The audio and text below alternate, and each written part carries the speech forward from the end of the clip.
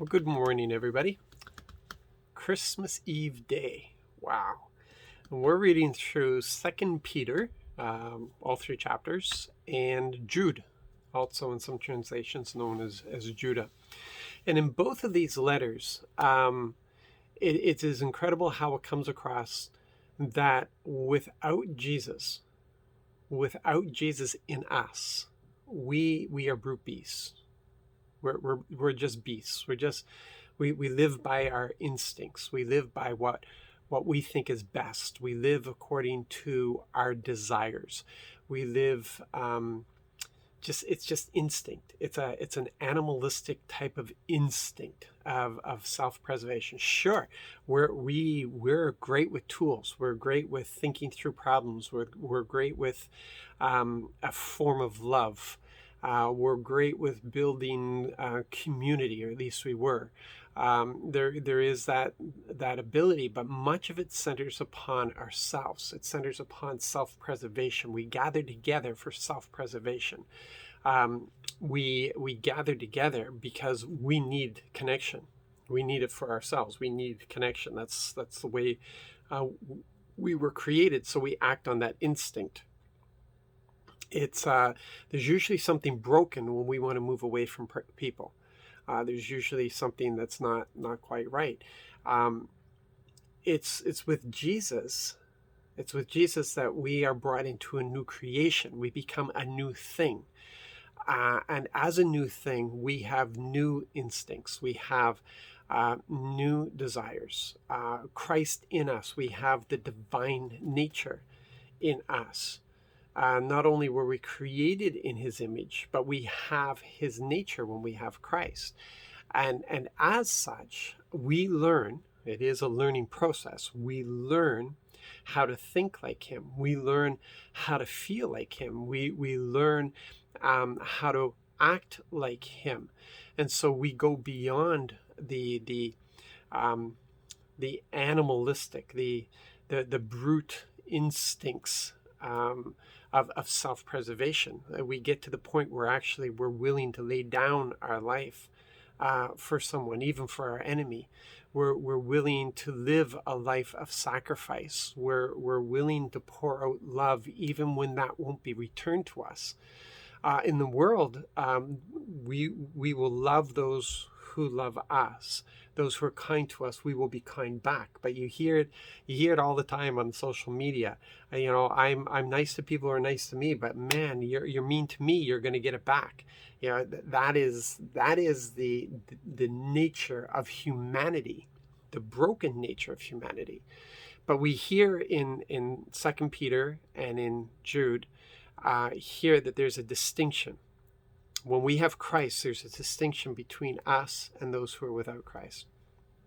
Now, in the world, the instincts are often instincts of lust. It's sensual instincts that drive a lot of people, at least today.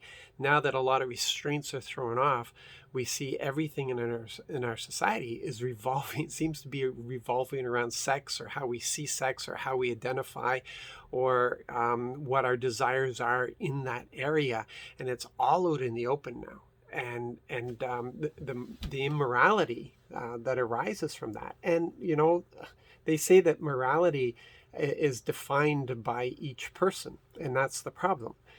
We do what we think is best, and there's certain aspects of morality that is a no-go. There's just a line drawn, and nobody goes there. But the stuff even before then don't match up with Father's design. It's a broken thing that has happened.